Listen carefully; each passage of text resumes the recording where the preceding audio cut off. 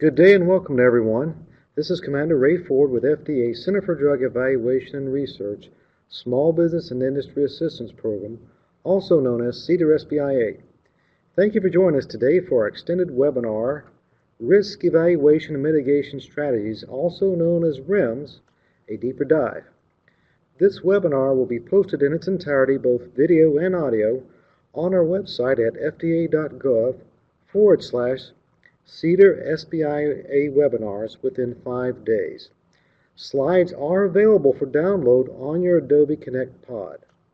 Before we begin, I'd like to cover some details. This activity has been approved by RAPS as eligible for up to 3 credits towards a participant's RAC recertification upon full completion. You'll be able to obtain the attendance certificate only upon completion of the survey, which will remain open for 2 weeks. The survey and certificate are available only to those who attend the live event. So in other words, only if you're listening and participating in this right now will you be able to receive the certificate. However, even if you don't need the certificate, we would appreciate it if you let us know your comments and feedbacks via the survey. To outline today's event, the webinar will run for approximately 3 hours.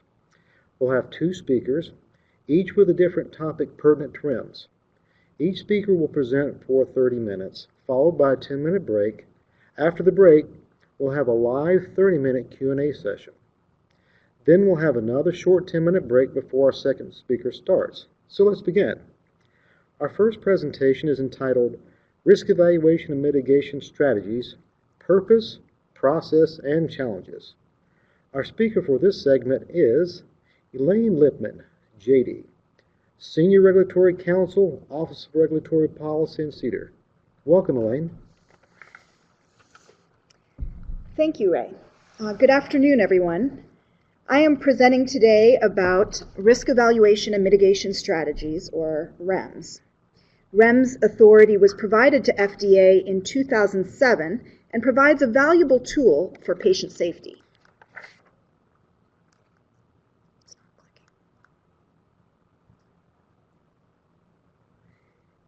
Here is a high-level agenda for my presentation. I'll begin with an overview of REMS, their purpose, the legal authority, and the various possible components of a REMS. Next, I'll go over how REMS are assessed and modified. And finally, I'll spend the last portion of the presentation discussing the requirements for generics, specifically the requirement that they form a single shared system REMS with the innovator, and FDA waivers of that requirement. First, what is a REMS? REMS stands for Risk Evaluation and Mitigation Strategy. Congress gave FDA authority to require REMS in the FDA Amendments Act of 2007, also known as FDA. It is a required risk management plan that uses risk minimization strategies beyond professional labeling to ensure that the benefits of the drug outweigh the risks. In other words, it's a program that the drug sponsor is required to have in place to help evaluate or mitigate a risk that FDA has identified. Here are some examples of the types of risks that a REMS might be used to address. If there's a risk of infection, REMS might require that patients be educated on the initial warning signs. If there's a risk of allergic reaction, a REMS might require that the doctor be trained to address it. A risk of liver damage might require liver function monitoring while the patient is taking the drug. If there's a risk of birth defects, the REMS might require a negative pregnancy test prior to dispensing each prescription. When can FDA require a REMS? FDA can decide to require a REMS before approval if it determines that it is necessary to ensure the benefits of the drug outweigh the risks. So, for example, division is considering whether to approve the drug, but there is a significant risk that may not be outweighed by the benefits. Before we had FDA, we would have had to not approve the drug. A REMS is a tool that FDA can use to deal with those risks and tip the balance in favor of approval. In other words, a REMS can allow a drug to come to market when it otherwise would not have been approved. FDA can also require a REMS post-approval if we become aware of new safety information that makes a REMS necessary to ensure the benefits outweigh the risks.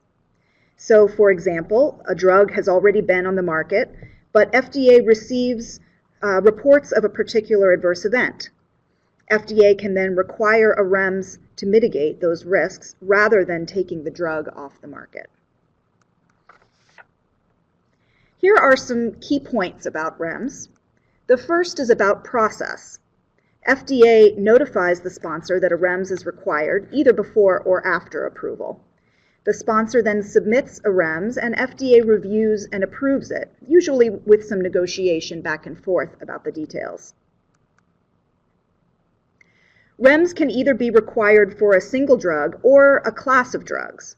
If FDA gets reports of adverse events with one drug, but we can extrapolate that because of the nature of that risk, it's likely to happen with all drugs in that class, we can require the REMS for the whole class. And the REMS program is specially tailored to a particular drug and a particular risk, so no two REMS programs are going to be exactly alike. I want to point out here that there is an inherent tension between the goal of standardizing and providing consistency versus tailoring a REMS to specific risks and encouraging innovative design of these programs. We believe both are important, and we strive to seek a balance between the two. Our REMS authority is like a toolkit. These are the 4 possible components of a REMS: a medication guide, a communication plan, elements to assure safe use, and an implementation system. A particular REMS can have any or all of these components depending upon the particular risk and how it needs to be addressed. We'll talk about each one. There we go. The first of the possible REMS components is a medication guide. A med guide is required labeling to be given to patients specifically to educate them about the risks and help prevent them. It's used when the risk might affect patients' decision to use the drug or where it's critical that patients adhere to specific directions for using the drug. We don't usually have a REMS in which this is the only element, because drugs can have required medication guides without a REMS. But they can be a component of a REMS that also have other elements and are often used as a patient counseling tool, for example, if the doctor is required to discuss the med guide with patients. This is an example of a medication guide. It has a standardized format. It's designed to be straightforward, easy to read, and concise. Here are a couple of examples of REMS with medication guides. Xarelto is a drug for non-valvular atrial fibrillation. There's a risk of certain adverse events if you stop taking the drug, so the med guide informs patients that they shouldn't stop taking it without telling their doctor so they can mitigate the risk. Androgel has a med guide to inform patients about the risks and make sure that they follow certain important instructions, including making sure that the patient's wife and children don't come into contact with the drug because of effects they may experience from this contact. The next possible component is a communication plan. Now, unlike the med guide, which is directed to patients, a communication plan is materials directed to healthcare providers. These are materials that are supposed to educate the providers about the risks so that they can do what they need to do to prevent or mitigate them. A communication plan may include, for example, Dear Healthcare Provider letters, dissemination of information to healthcare providers through professional societies, and information about the REMS to encourage implementation.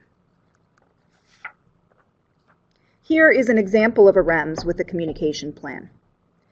The plan is to inform healthcare providers about the risks of serious adverse events with this and other similar drugs so that they can factor those risks into their decision to prescribe the drug. It also educates them about appropriate use. If a medication guide and communication plan aren't enough, we can impose actual restrictions on the distribution or use of the drug.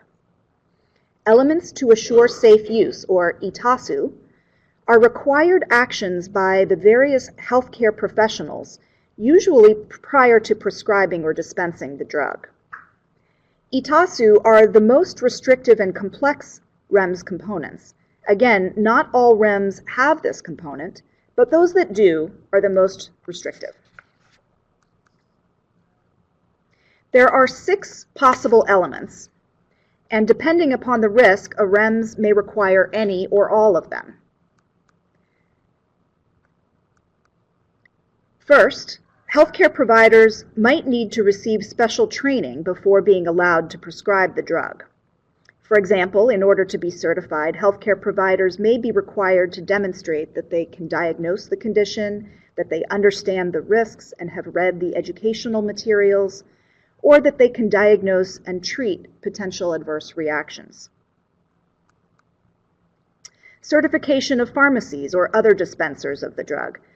This is a way to ensure that the pharmacies are aware of and know how to deal with the risks. For example, pharmacies may be required to fill a prescription only after receiving prior authorization, fill a prescription only within a specified period of time after it's written, or fill prescriptions only from enrolled prescribers.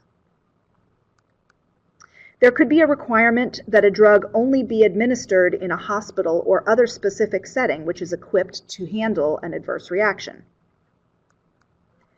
A REMS could require that the drug is dispensed or administered only with evidence of safe use conditions. For example, this may include evidence that patients have been counseled about the risks and have signed informed consent. A REMS could require patient monitoring. For example, a requirement that patients' laboratory tests are monitored on a specified periodic basis to prevent a serious risk. And finally, sometimes patients need to be enrolled in registries to keep track of side effects related to the drug, or if the drug has a risk of birth defects, to track regular pregnancy tests. Here is an example of a REMS with ETASU. Sabril is an epilepsy drug, but it has a risk of vision loss over time. The ETASU has prescriber certification requirement. In order to prescribe the drug, doctors must counsel the patients and parents on the risks and provide them with certain materials. Pharmacy certification. The pharmacies must verify that prescribers and patients are enrolled in the program before they can dispense. Patient enrollment, which ensures that patients sign an agreement form saying that they understand the risk. And it requires periodic vision assessment. The patient's response to Sabril is assessed after a short trial period, and if the patient isn't responding, the treatment is stopped. Here's another example of a REMS with ETASU. Letairis is a drug to treat pulmonary arterial hypertension, or PAH. It prevents the thickening of blood vessels and lowers blood pressure. It is a teratogen, which means it carries the risk of birth defects if taken during pregnancy. So the REMS seeks to mitigate this risk by preventing pregnant women from taking the drug. To that end, it requires doctors who prescribe the drug to counsel patients about the risks and about the need for reliable contraception, and order and review regular pregnancy tests to make sure female patients do not become pregnant. Pharmacists also must make sure that there is a negative pregnancy test prior to dispensing the drug. And patients, of course, are required to use contraception and take pregnancy tests. Another component that a REMS with ETASU might have is an implementation system. If the ETASU includes any of these particular elements, certification of pharmacies and hospitals, restriction to certain settings or safe use conditions, the REMS might require the drug sponsor to monitor these requirements. An interesting thing about REMS with ETASU is that these REMS often require or include requirements on other people besides the sponsors, like healthcare providers and pharmacies. But the REMS doesn't directly bind these people. The REMS is only enforceable against the drug sponsor. So an implementation system is a tool to help ensure that the stakeholders do what they're supposed to do. It makes it incumbent upon the sponsors to monitor all the other parties that deal with the drug. Assessments of REMS. Every REMS must have a timetable for submission of assessments of the REMS program. These assessments use tools such as surveys and data collection to help determine whether the REMS is meeting its goals. There must be an assessment at least at 18 months, 3 years, and 7 years, although a REMS can require additional assessments if necessary. FDA can eliminate assessments after 3 years if we determine serious risks of the drug have been adequately identified and assessed and are being adequately managed. The assessment must include, with respect to each specified goal of the REMS, an assessment of the extent to which the REMS is meeting that goal, or whether one or more of the goals or elements should be modified. Here are some examples of the type of information to be included in assessments. Survey data about healthcare providers' understanding of safe use of the drug, adverse event reports, information about compliance with certification requirements, and data about usage of the drug and patient monitoring. Modifications. Applicants may request modifications of their REMS at any time. They can propose additions, changes, or removal of any goal or element.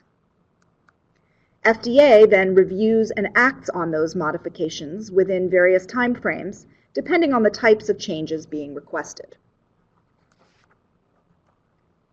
FDA can also initiate a REMS modification. The agency can require sponsors to submit a proposed modification if we determine that one or more goals or elements should be added, modified, or removed from the REMS, either to ensure the benefits of the drug outweigh the risks, in other words, that the REMS is doing what it needs to do, or to minimize the burden on the healthcare delivery system. And now moving on to REMS requirements for generic drugs. If an innovator product has a REMS, any ANDA that comes along will have to have a REMS as well. For the ITASU, an ANDA must use a single shared system with the innovator for any ITASU unless FDA waives that requirement. Now, this is a challenging provision to implement because it requires that companies work together to build a system for restricted distribution or certification or whatever is required under the REMS. The incentives for each individual company are not always aligned with this joint endeavor, which complicates the process significantly. What is a single shared system? A single shared system REMS is a REMS program which is shared by the NDA and all ANDAs referencing it. It can also involve multiple NDAs and ANDAs that are in a class of products. So the program is shared and implemented by all of the sponsors together. They have a single REMS document, REMS materials, and supporting documents, all of which cover all of the drugs in the REMS.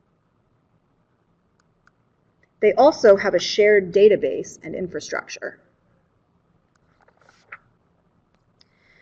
There are many meaningful and significant benefits of a single shared system for REMS with ITASU, which of course is why Congress included this provision. It reduces burden on the various stakeholders by providing a single set of materials and information about the program and a single access point. And stakeholders only have to enroll or obtain certification once, rather than for each individual drug. It can also be beneficial to the drug sponsors because it provides an opportunity for cost sharing in developing and implementing the system. I am now going to provide an overview of the process by which companies form a single shared system or a separate waived system. When an ANDA that references a REMS drug is received for filing, the Office of Generic Drugs will notify the applicant of the requirement to develop a single shared system by sending a REMS notification letter. The letter alerts the applicant to the requirement and the contact information for the point of contact at the innovator so that the ANDA company can reach out to them and begin discussions. The ANDA holder then makes initial contact with the innovator to initiate discussions about a single shared system. Shortly after the ANDA is filed, FDA hosts what we call a kickoff meeting with the RLD holder and any filed ANDAs. We use this as an opportunity for FDA to convey our expectations for the process and facilitate the planning and development of a single shared system REMS. It is also an opportunity for the companies to ask questions and make sure everyone is on the same page. Companies often form an industry working group, particularly if there are more than 2 sponsors. FDA generally asks the companies to designate a single point of contact for communication with the agency. And we ask the group to provide biweekly updates to the agency about how the process is going, so that we're aware of any difficulties or obstacles along the way. For our part, we form a REMS review team, which consists of staff from several offices within the Center for Drug Evaluation and Research, including the Division of Risk Management, our REMS experts, the Review Division, staff from the Office of Generic Drugs, and others. FDA communicates our expectations for timeframes and milestones, and we schedule periodic calls with the group to discuss their progress. We try to do what we can to facilitate this process, knowing as we do that it can be challenging. If any of the companies involved indicates to the agency that another company is not receptive or responsive to the efforts to develop a single shared system REMS, we try to step in and facilitate resolution. It's important to note, however, that there is a limit to what we can do. We're not in a position to arbitrate substantive disputes about the terms of the contracts, how you're structuring voting rights, cost sharing, etc. Those are private business arrangements that we don't regulate. But we do facilitate and provide guidance where we can. Once the program is developed, the companies jointly submit a proposal to the FDA for review.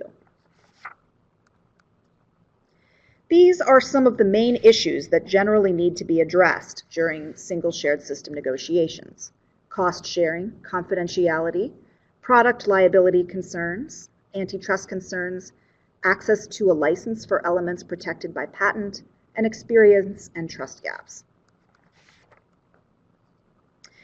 Now, as I said up front, there is a waiver provision in the single shared system requirement. While FDA recognizes the benefits of successfully forming a single shared system, the waiver provision does provide an alternative path for approval if a single shared system is not possible.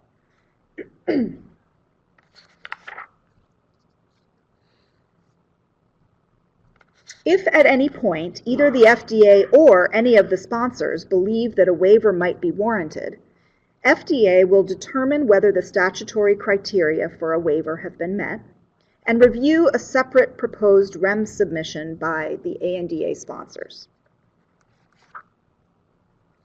This slide has the language from the statute. Essentially, what it says is that FDA can waive the requirement that the companies use a single shared system and allow the generic to use a separate comparable system if it finds that the burden of forming a single system outweighs the benefits of having one, or if an aspect of the innovator's REMS is protected by a patent and the ANDA applicant certifies that it sought a license to that patent but was unable to obtain one.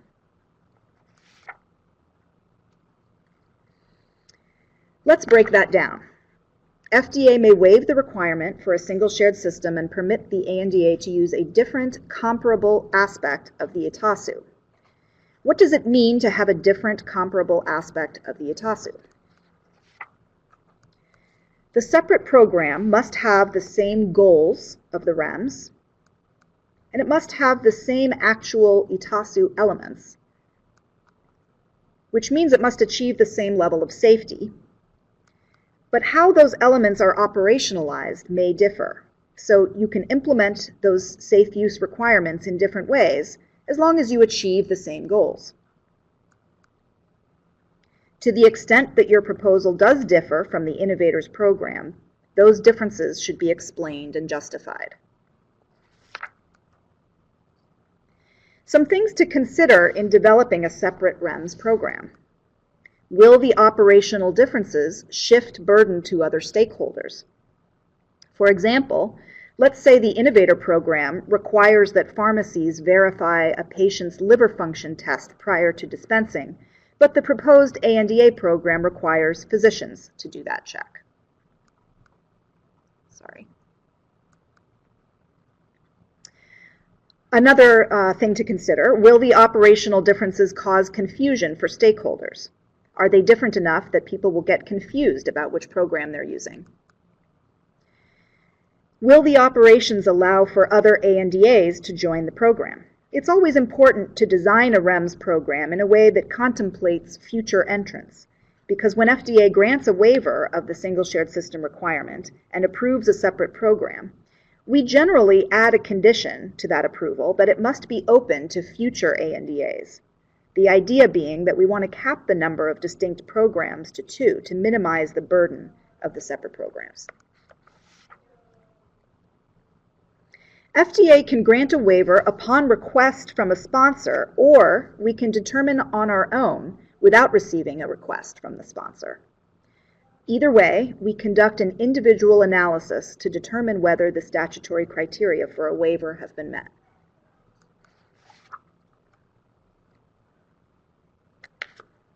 When an ANDA makes the actual REMS submission for their separate REMS, the submission must include all 3 of these. A REMS document itself, which states all of the requirements and is the enforceable document. A supporting document, which explains in detail how the REMS is going to be implemented. And any appended materials, such as enrollment forms, patient brochures, etc. The REMS document itself includes all of the elements that have been deemed necessary to assure safe use of the product. It contains the goals, the actual elements, an implementation system if it has one, and it lists the materials that are referenced in the REMS. Now, as I said before, the REMS supporting document describes how the program is going to be implemented. One of the things we're looking at here is whether the element or tools being used are compatible with the established distribution, procurement, and dispensing systems. So how is it going to actually work in the real world? Is the system going to function properly and smoothly?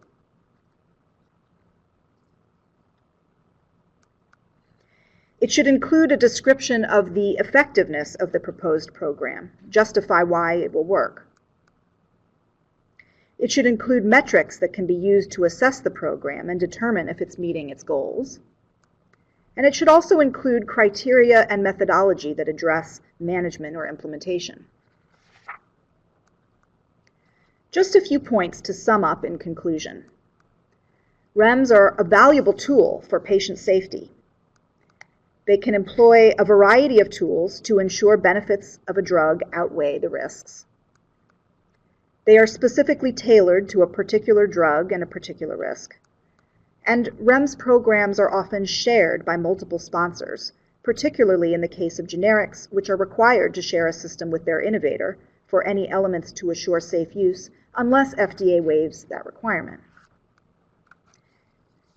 This slide has a list of helpful resources on REMS for further information about these issues. And now I will turn it back over to Ray to discuss the question and answer period.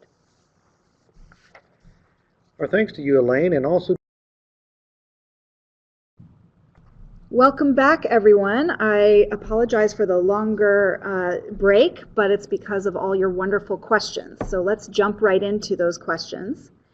The first one is, you stated that companies propose and FDA reviews and approves. This gives the impression that if a company proposes a REMS, the product will end up with a REMS. Is this what is happening?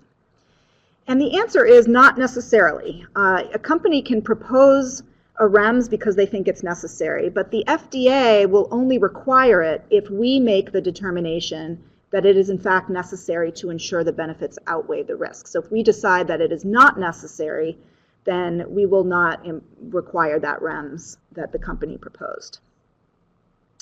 Next question is, in the area of biosimilars, a REMS and associated ETASU are required. Will the biosimilar companies be required to have a separate REMS?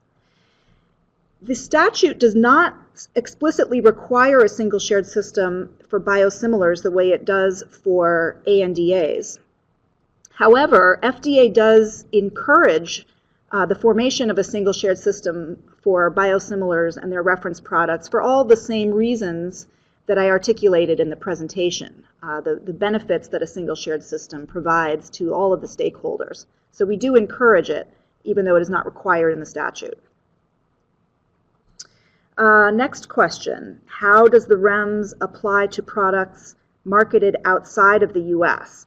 REMS only applies to products marketed inside the U.S. and territories.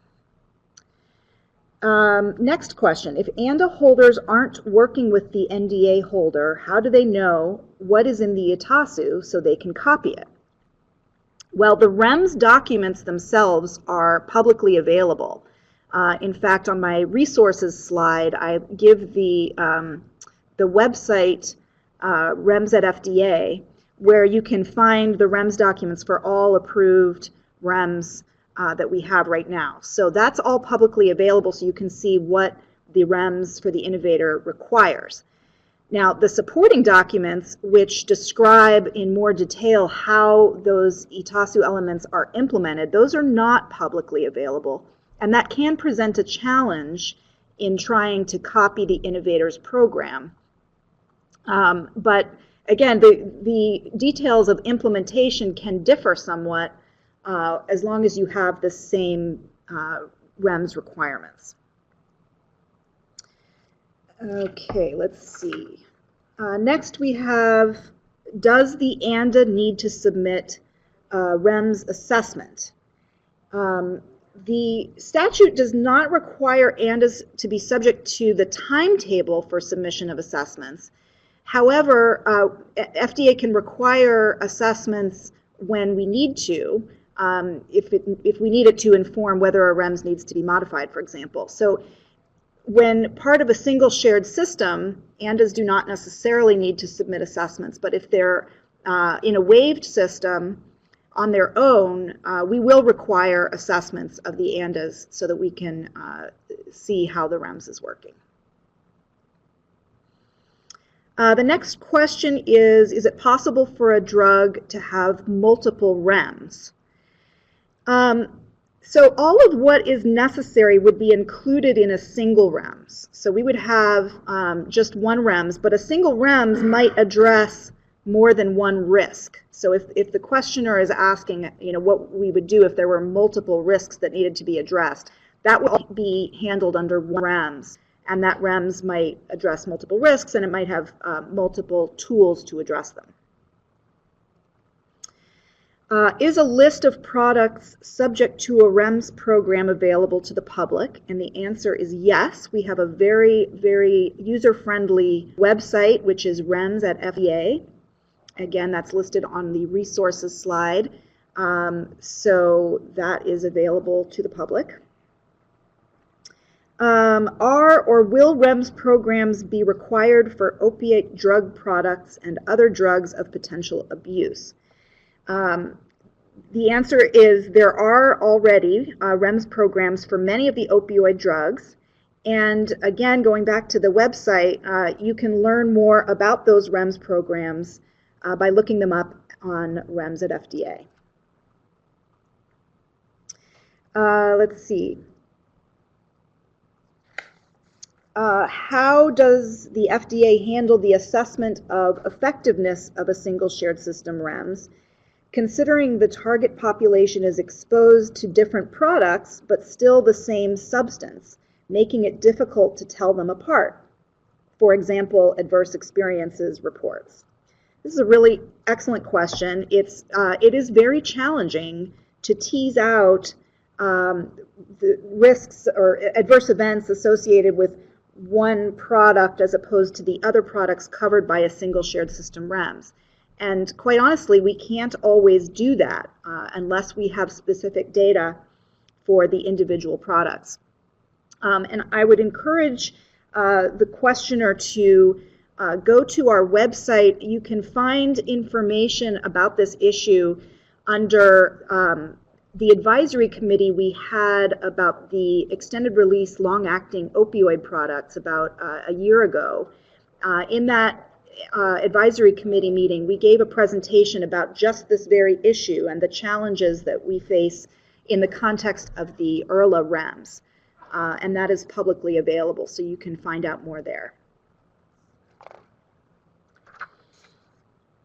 Next, if a single shared system is in process between a generic company and innovator, and another generic company submits an ANDA for the same, would all three need to work together, or each generic company would establish a single shared system independently? So the answer is, in this case, we would indeed ask the new entrant, the new ANDA, to join the negotiations already underway between the other companies. Because again, the ideal is that all of the companies form a system together. So we would do everything we can to bring all of the ANDAs into that process. Can the ANDA holder contact the innovator regarding joining REMS prior to the ANDA submission? If yes, can FDA provide the innovator contact? And the answer is yes, the ANDA holder can contact the innovator at any time. You don't have to wait until the ANDA submission. However, I want to point out that the innovator may not always want to engage in negotiations before the ANDA is filed. And that's really, their discretion, whether they want to get involved in that before they know that an application has actually been filed. And FDA does not, can't force them to do that if they don't want to. If the risk profile changes favorably for a product that currently has a REMS, what justification should be submitted to request the REMS be discontinued? Should a sponsor request a meeting with FDA prior to submitting a supplement to withdraw a REMS? So, indeed, if the risk profile changes favorably, we definitely will look to see if the REMS should be released. In terms of what justification should be submitted, I would say anything that shows the risk does no longer needs to be mitigated through this REMS program. So any data that can be provided and any explanation of whatever changes have taken place, whether it's changes with the drug or changes in the practice of medicine regarding that drug, any of that would be helpful to us in determining whether the REMS should be released. As far as requesting a meeting with FDA, that's something that really depends upon the circumstances. We are certainly open to that if the sponsor feels that it would be helpful. You mentioned, this is the next question, you mentioned that FDA is seeking to achieve a balance between standardizing REMS and tailoring them to each product. In an effort to do so, do you support moving to implementation of more innovative ways to implement a REMS program, for example, mobile apps and integration of EHR system? Yes, we are very open to innovative ways to implement REMS programs, and we're always eager to hear ideas that sponsors have about that. So, yes. Next, has FDA required a REMS for any drugs after approval? In other words, not as a condition of approval, but later, once already on the market for some time? And the answer is yes, we have. For example, some of the transmucosal immediate release fentanyl products. What is the process for joining a single shared system if you are the fourth generic to enter the market and the single shared system is already in place? The answer is when the ANDA is filed, we notify the applicant that there is a single shared system for that product, and we provide the contact information for the point of contact for that single shared system and ask them to contact them directly about joining. How are issues that seem to be related to just one product in a shared system, in a shared REMS, dealt with by FDA? Since some products are used by more people than others, the risks identified may be more due to one product than others. And that's a very similar question to one I answered a little bit ago, and it is very challenging to tease out what's going on with one product versus another in these programs. And we don't always have the data to do that. So that is something that is often dealt with among the sponsors rather than with the agency.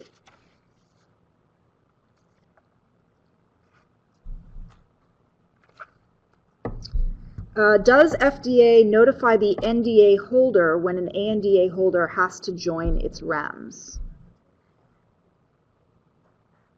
And that is a good question. I think what we do is we inform the ANDA holder that they need to reach out to the NDA holder, but I do not believe that we make a separate effort to inform the NDA holder because we assume that the ANDA holder is going to do so. Currently, how many approved biologics have REMS? And that answer can be found on the website, REMS at FDA. I see many REMS listed for testosterone gel drugs that are not designated as a shared system REMS. Any insight you can provide here on why these are not shared? That's a great question. Those are MedGuide only REMS. I said in my presentation that it's not common for us to have MedGuide only REMS because we can impose the requirement for a MedGuide outside of a REMS. But for reasons that go back to early days of the statute, we do have some lingering MedGuide only REMS. And that's why they don't have single shared system for those products, because the single shared system requirement is only for elements to assure safe use, not for MedGuides.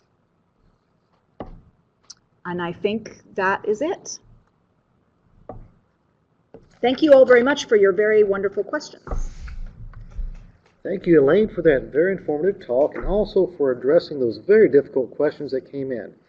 A special note to the audience, if your question was not addressed, please resend to CDER SBIA at fda.hhs.gov.